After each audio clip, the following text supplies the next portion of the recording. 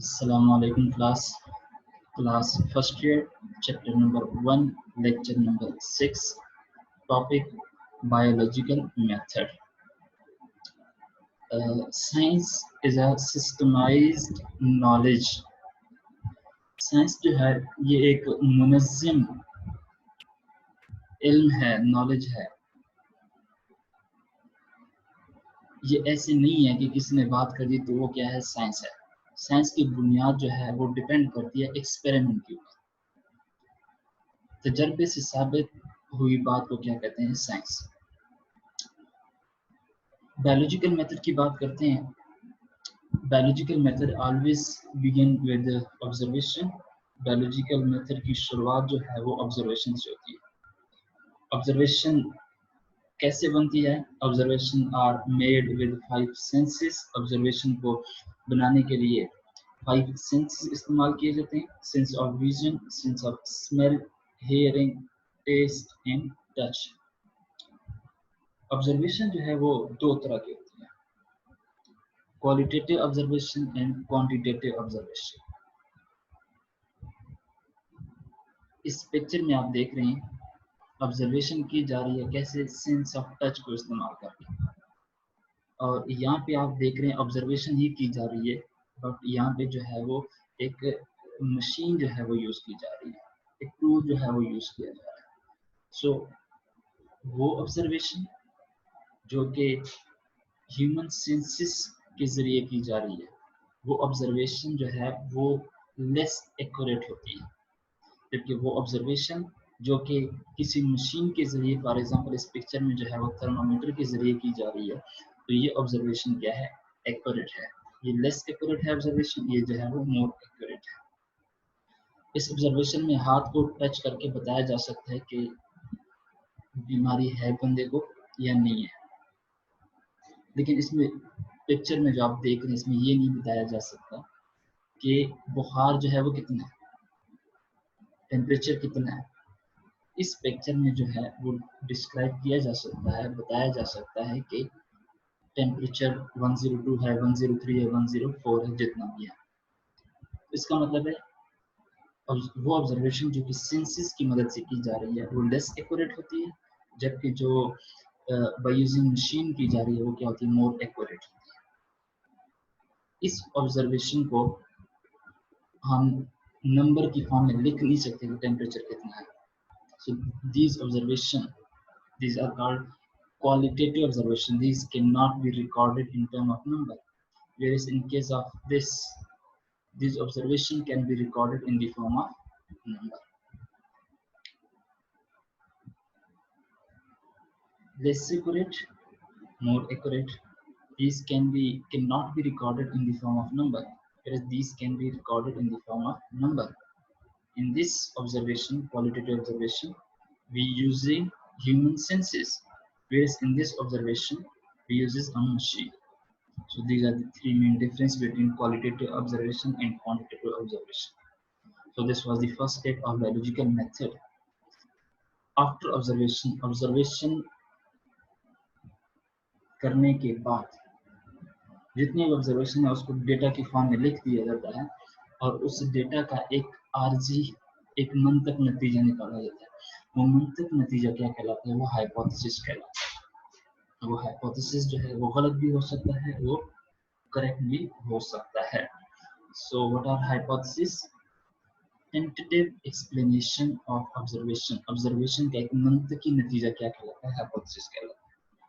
Hypothesis, observation से जो hypothesis बनाए जाते हैं उसमें दो मेथड हैं, एक है डिडक्टिव रीजनिंग और एक है इंडक्टिव रीजनिंग। डिडक्टिव रीजनिंग क्या है और इंडक्टिव रीजनिंग क्या है, दोनों में क्या डिफरेंस है? Deductive reasoning it moves from general statement to specific statement. इसमें हम जनरल स्टेटमेंट से स्पेसिफिक स्टेटमेंट की तरफ जाते हैं। वेयरएज इन इंडक्टिव रीजनिंग इसमें हम स्पेसिफिक स्टेटमेंट से जनरल स्टेटमेंट की तरफ जाते हैं। एग्जाम्पल लेते हैं तो आपको समझ आ जाएगा। और इसमें हम जो लॉजिक यूज करते हैं वो कौन सा लॉजिक है, एफ एंड देन लॉजिक। सो पूछा जा सकता है एमसीक्यूज में हाइपोथेसिस के बनाने के लिए कौन सा लॉजिक इस्तेमाल किया जाता है, if and then logic. So first deductive reasoning. Deductive reasoning क्या है? इसमें हम जनरल से स्पेसिफिक की तरफ जाते हैं। एक जनरल स्टेटमेंट है, ऑल बर्ड्स हैव विंग्स। एक जनरल स्टेटमेंट है कि जितने भी परिंदे हैं उनके पर होते हैं। सो अब हम कौन सा लॉजिक यूज करें? If and then. इफ जितने भी परिंदे हैं उनके पर होते हैं। इफ अगर स्पैरो आर बर्ड्स, अगर चिड़िया जो है वो एक परिंदा है, then we concluded that sparrow have wings. इसका मतलब है कि जो स्पैरो है उसके भी क्या होना चाहिए? पर होना चाहिए। तो जनरल स्टेटमेंट तमाम परिंदों के बारे में बात हुई थी, अब हम सिर्फ स्पैरो की तरफ आ गए। तो ये क्या है? Deductive reasoning. इसके बाद है इंडक्टिव रीजनिंग। इसमें हम स्पेसिफिक स्टेटमेंट से जनरल स्टेटमेंट की तरफ जाते हैं। Example, sparrow have wings and are bird. जो चिड़िया है वो एक परिंदा है और उसके क्या है? पर है। अब हम ये एक स्पेसिफिक चिड़िया के बारे में बात करें, हम तमाम परिंदों के बारे में जा रहे हैं। If eagle, parrot, hawk, crow and birds are birds, ये तमाम परिंदे हैं, then all birds have wings. इसका मतलब है इन तमाम परिंदों के क्या होने चाहिए? बर्ड्स पर होने चाहिए। तो ये बात थी स्पेसिफिक से जनरल की तरफ, एक स्पेसिफिक चिड़िया से तमाम परिंदों की तरफ बात थी। सो इन इंडक्टिव रीजनिंग और डिडक्टिव रीजनिंग की मदद से हम क्या करते हैं? हाइपोथेसिस बनाते हैं।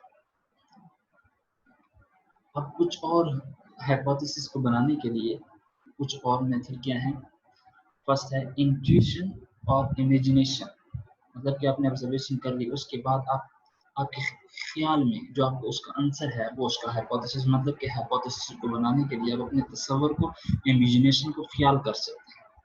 इसके अलावा एस्थेटिक प्रेफरेंस, मतलब कि हाइपोथेसिस को बनाने के लिए आप लोगों की सुनी सुनाई बात भी जो है उसकी मदद से भी एक आप हाइपोथेसिस बना सकते हैं।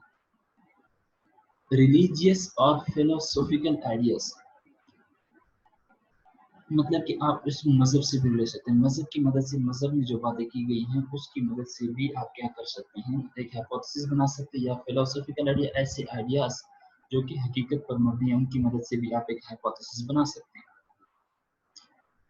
Comparison and analogy with other process, मतलब ये हुआ कि आपने ऑब्जर्वेशन इकट्ठी कर लिया, आप उसका हाइपोथेसिस बना रहे हैं। आपने पहले भी इस तरह की ऑब्जर्वेशन की है, तो इसका मतलब है कि आपके इल्म, आपके जहन में जो नॉलेज है, पिछले नॉलेज, उसको इस्तेमाल करके भी आप क्या कर सकते हैं?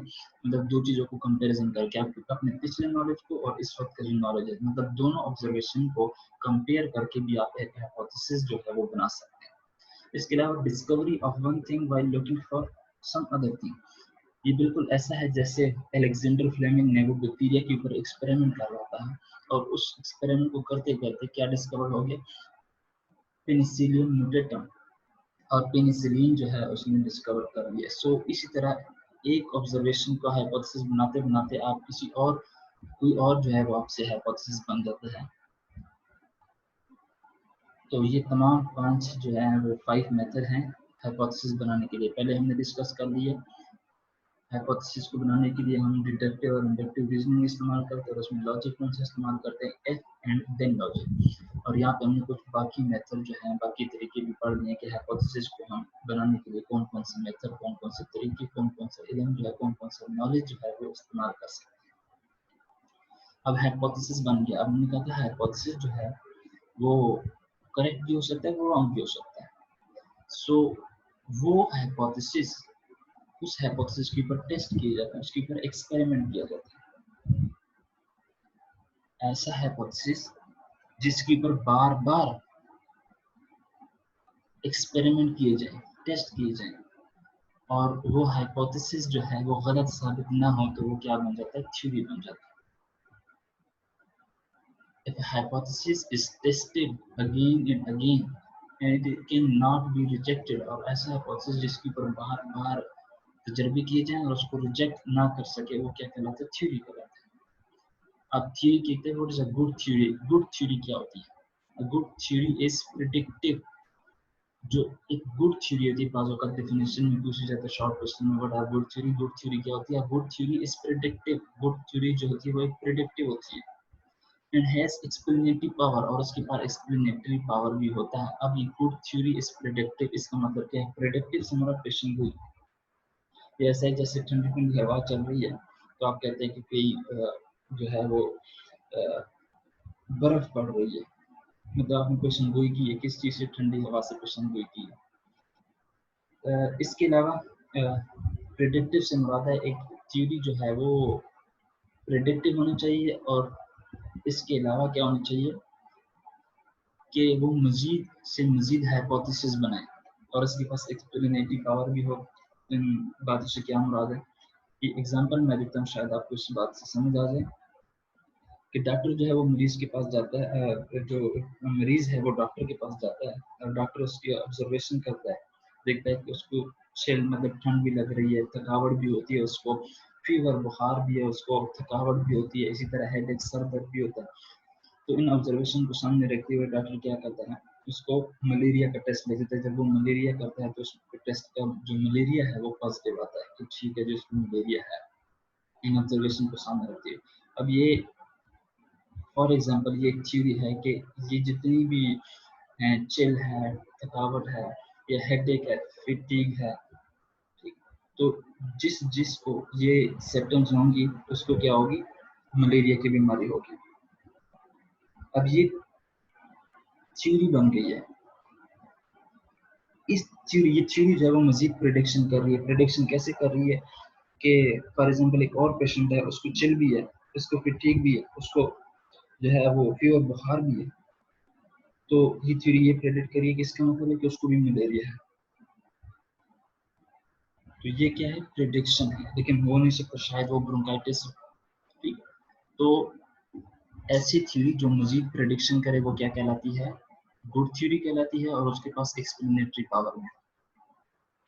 अब वो थ्योरी जिसके ऊपर बार बार टेस्ट किए जाएं और वो गलत साबित ना हो, बिल्कुल भी गलत साबित ना हो, उस थ्योरी को क्या कहते हैं? वो थ्योरी क्या बन जाती है? लॉ, कानून। थ्योरी और लॉ में क्या फर्क है?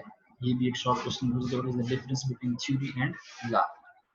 जो थ्योरी है इट इज मोर जनरल, बहुत ज्यादा जनरल होती है, जो तकरीबन तमाम चीजों के बारे में होती है। वेयरएज सॉरी, लॉ लॉ जो है इट इज मोर जनरल, बहुत ज्यादा चीजों के बारे में, तमाम चीजों के बारे में होती है। Whereas theory it is less general, बहुत ज्यादा जनरल नहीं होती, तमाम चीजों के बारे में नहीं होती। इसकी एग्जांपल लेते हैं। Law it can not be rejected, law को हम रिजेक्ट नहीं कर सकते। Whereas theory it can be rejected, theory जो है वो रिजेक्ट हो सकती है। Law it can answer to most complex question, मतलब जो लॉ है वो किसी भी कॉम्प्लेक्स क्वेश्चन का उसके अंदर ताकत होती है कि वो उसका आंसर दे सकती है, उसमें से आंसर मालूम कर सकते हैं। जबकि जो थ्योरी है, जो कॉम्प्लेक्स क्वेश्चन होते हैं उसका हम आंसर उसमें से नहीं निकाल सकते। लॉ की एग्जांपल क्या है? बायोलॉजी में सिर्फ दो ही लॉ हैं, Hardy Weinberg law and Mendel's law of inheritance. जबकि थ्योरी की एग्जांपल क्या है? Darwin, Charles Darwin theory of evolution and theory of natural selection. अब इसको जरा देखिए, थ्योरी ऑफ एवोल्यूशन। हम कहते हैं कि theory of evolution it can be rejected. अब एवोल्यूशन की थ्योरी क्या कहती है कि जितने भी ऑर्गेनिज्म हैं वो इवॉल्व हुए हैं फ्रॉम बैक्टीरिया, प्रोकैरियोटिक ऑर्गेनिजम्स, जितनी भी इस वक्त तक ऑर्गेनिज्म मौजूद हैं वो तमाम किससे इवॉल्व हुए? बैक्टीरिया से। लेकिन ये कांस्टेंट फैक्ट नहीं है।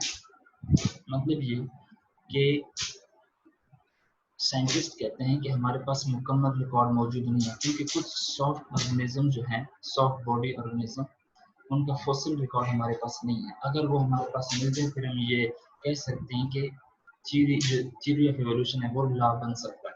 लेकिन चूंकि हमारे पास सॉफ्ट बॉडी ऑर्गेनिज्म के फॉसिल्स रिकॉर्ड नहीं है, जिसकी वजह से ये एक थ्योरी है।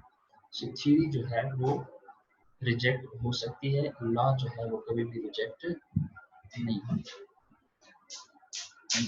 That's the end of it. Okay, Allah Hafiz.